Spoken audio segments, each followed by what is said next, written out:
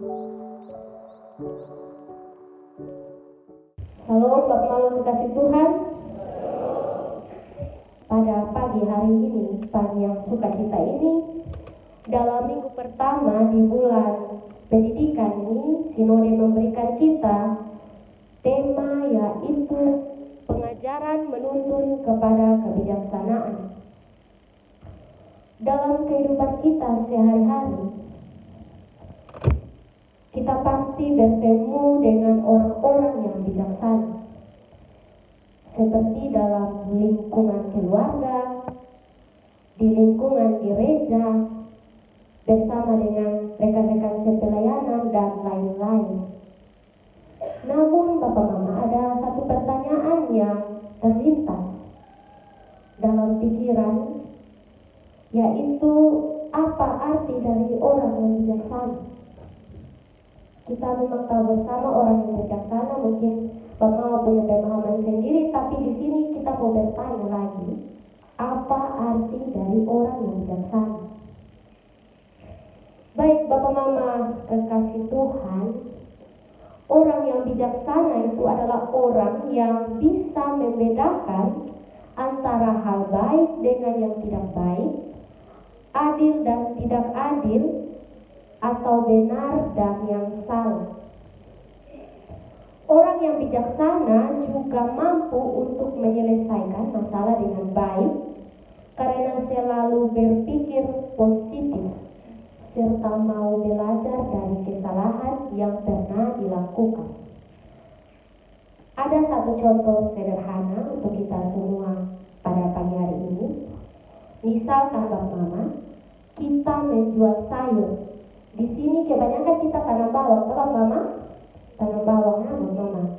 Nah, pada saat kita menjual bawang kita itu, kita memilih bawang yang terbaik untuk dijual ke pasar. Pasti Bapak Mama pilih yang terbaik toh, semua pilih yang rusak-rusak kok kasih jual ke orang toh. Nah, pada saat ada orang yang beli kita punya bawang, itu orang komplain karena bawang yang kita jual itu ternyata ada yang busuk. Padahal sebelum kita jual itu kita pilih baik-baik, kita tanam baik-baik, kasih pupuk baik-baik, siram baik-baik tepat waktu. Pas jual orang komplain bilang busuk. Nah Bapak Mama kekasih Tuhan, jika orang yang bijaksana itu, meskipun dia dapat komplain itu bawang busuk, dia akan cari solusi. Dia akan cari solusi dan dia akan minta maaf. Maaf ya Mama, maaf ya Bapak. Kita sudah perhatikan bahwa ini bawang kok ada yang rusak. Nanti diganti dengan yang baru saya Mama Bapak. Itu adalah orang yang bijaksana. Namun Bapak Mama, jika orang yang tidak bijaksana, dia tidak akan terima komplain. Karena ketong juga gitu. Kalau orang datang mengomel ketong, besok bawang busuk, ketong sampai terima. Ketong bilang, siapa suruh jadi bek bawang? Intinya busuk jadi bek sudah dapat uang. Besok untung, terserah ada dulu di situ. Nah Bapak Mama, itu adalah contoh orang yang tidak bijaksana. Dia bukan mencari solusi, namun ia malah menambah masalah. Nah Bapak Mama, saudara-saudari yang dikasihi Tuhan, ada satu pertanyaan refleksi untuk diri kita masing-masing yang akan mengantar kita pada khotbah pagi hari ini. Pertanyaan itu yaitu, apakah kita termasuk orang yang bijaksana atau orang yang tidak bijaksana?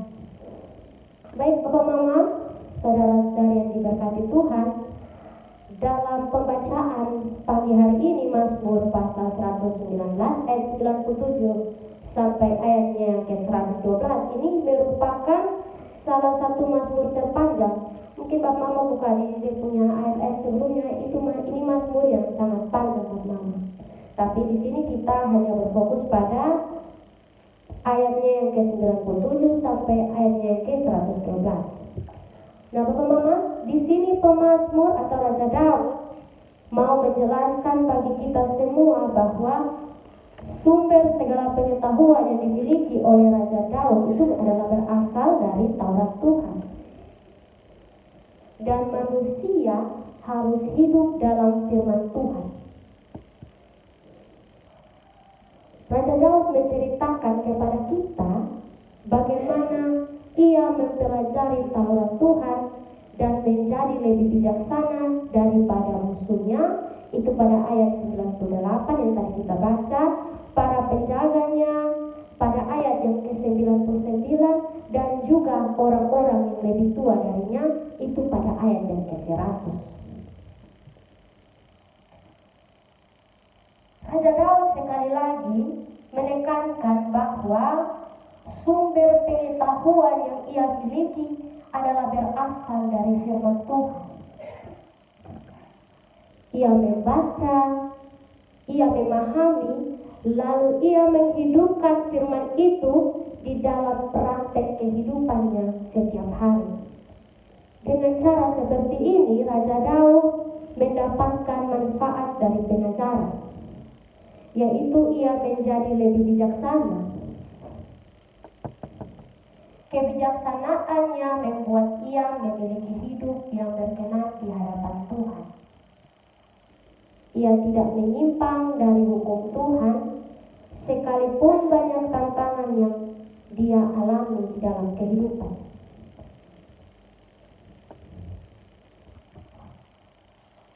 Bapak Mama, saudara-saudari yang terkasih dalam Tuhan, melalui firman ini kita belajar tentang pentingnya menghayati pengajaran dalam hidup kita, yakni membaca, memahami dalam pikiran dan hati, serta mau menerapkan firman Tuhan itu dalam kehidupan kita sehari-hari. Saya mau tanya kepada Bapak Mama semua, semua tolong jawab. Mungkin ada yang bisa jawab, ada yang tidak jawab, tidak apa-apa. Dalam satu minggu, Bapak Mama dong baca Alkitab berapa kali? Dalam satu minggu, Bapak Mama dong baca Alkitab berapa kali? Mungkin baca pas ada ibadat rumah tangga, ibadat pemuda, ibadat kaum ibu, kaum bapak, dan ibadat lain, dan terutama di ibadat hari Minggu. Pasti kita semua mendengar firman. Tapi apakah firman-firman yang kita dengar itu kita sudah paham dan kita sudah terapkan dalam hidup kita atau belum?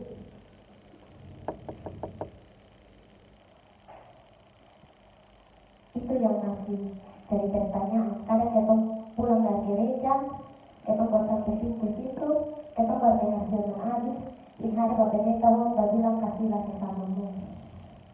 Dan pas keluar dari pagar, sepotong tuh orang maku sangkato, itu susah kasih bilang. Itu kita sudah ribut.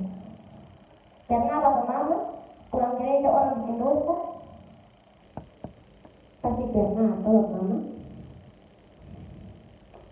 Namun dari firman ini mau mengajarkan kepada kita sebagai orang yang bijaksana, meskipun ada tantangan di depan kita, atau orang maki kita, orang marah kita, orang pukul kita sapu-sapu dada kalau kita maafkan dia, ampuni dia, seperti yang Tuhan bilang. Itu adalah orang yang bijaksana. Nah, Bapak Mama, saudara-saudari yang diberkati Tuhan, manfaat dari belajar firman Tuhan itu adalah agar kita menjadi lebih bijaksana dalam berpikir, berkata, dan berbuat. Firman Tuhan memuat segala aturan hidup serta dapat membentuk karakter hidup dari yang buruk menjadi yang lebih baik, dari yang baik menjadi lebih baik lagi. Oleh karena itu, kita harus semakin mencintai firman Tuhan. Jadi pulang dari sini, Ketong biar sibuk apapun, tetap ketong harus selalu membaca firman Tuhan, supaya ketong hidup itu selalu dituntun, diatur dalam setiap ketong pikiran, dalam setiap ketong perkataan dan perbuatan. Itu ketong berkenan di hadapan Tuhan. Ketong sudah menyimpang di kiri, sudah menyimpang di kanan, sudah dosa, sudah jatuh dalam dosa. Dari firman ini kita dapat belajar bahwa pengajaran yang dimaksud ialah pendidikan. Selain kita belajar di rumah dan di sekolah, namun pengajaran yang terbaik yakni berasal dari firman Tuhan. Firman Tuhan harus selalu kita hidupi dalam kehidupan kita. Salah satu contoh sederhana yang tadi saya bilang itu, kita baru keluar gereja, orang bikin dosa, kita sampai ke buku. Namun saya percaya bahwa di sini tidak seperti itu. Saya percaya bahwa pulang dari sini pasti menyerap firman Tuhan sebagai pelajaran bagi mama semua. Nah, Bapak Mama kekasih Tuhan, dari firman ini ada dua poin yang pemazmur berikan kepada kita. Yang pertama itu pentingnya pendidikan. Jadi dari pendidikan ini kita bisa tahu mana yang baik di hadapan Tuhan dan mana yang tidak dikehendaki Tuhan. Oleh karena itu, saya mengajak kita semua yang ada di sini, sebagai orang tua, haruslah kita memberikan pendidikan yang layak untuk anak-anak. Melalui TK, melalui SD, SMP, SMA, bahkan sampai perguruan tinggi. Dan sebagai anak-anak, ingat kita harus sekolah baik-baik. Selagi masih diberikan kesempatan untuk sekolah, manfaatkan kesempatan itu dengan baik. Supaya kelak orang tua punya keringat dan air mata, cari uang untuk kita sekolah itu terbayar dengan senyuman bahagia karena kita sudah jadi orang yang berguna bagi bangsa dan negara dan juga bagi Tuhan. Poin yang kedua ialah sumber pengetahuan hanya berasal dari Tuhan. Bapak Mama sebagai manusia yang terbatas, sumber pengetahuan kita itu hanya berasal dari Tuhan. Namun seringkali kita merasa bahwa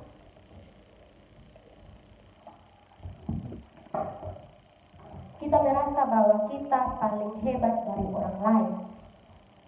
Contohnya Bapak Mama, kita sebagai pemimpin dalam gereja, majelis, dan lain-lain, atau juga dalam masyarakat, kepala desa, RT RW, ataupun kita sebagai masyarakat dan jemaat. Karena merasa diri kita adalah seorang pemimpin, kita tidak mau mendengarkan kritik dan saran dari jemaat ataupun masyarakat. Kita pun sebagai masyarakat atau jemaat, saat pemimpin kasih tahu kita hal yang baik, bukan kita terima, malah kita tolak. Namun melalui firman ini, kita harus belajar bahwa jika kita ingin menjadi orang yang bijaksana seperti Raja Daud, maka sebagai pemimpin masyarakat ataupun jemaat, meskipun mendapatkan kritik, kita harus belajar dari sesama dan mau menerima.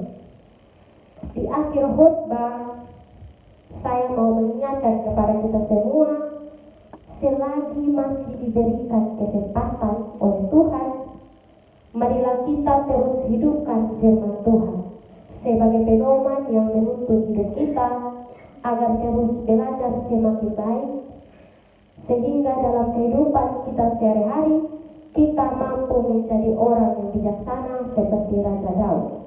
Dan tetap selalu ingat bahwa Sumber pengetahuan kita hanya berasal dari membaca firman Tuhan.